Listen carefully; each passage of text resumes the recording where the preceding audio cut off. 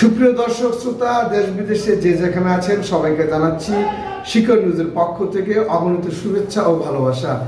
সুপ্রিয় দর্শক, আপনারা এখন দেখবেন ব্রেকিং নিউজ। সাথে থাকুন, দেখুন শিকড় নিউজ।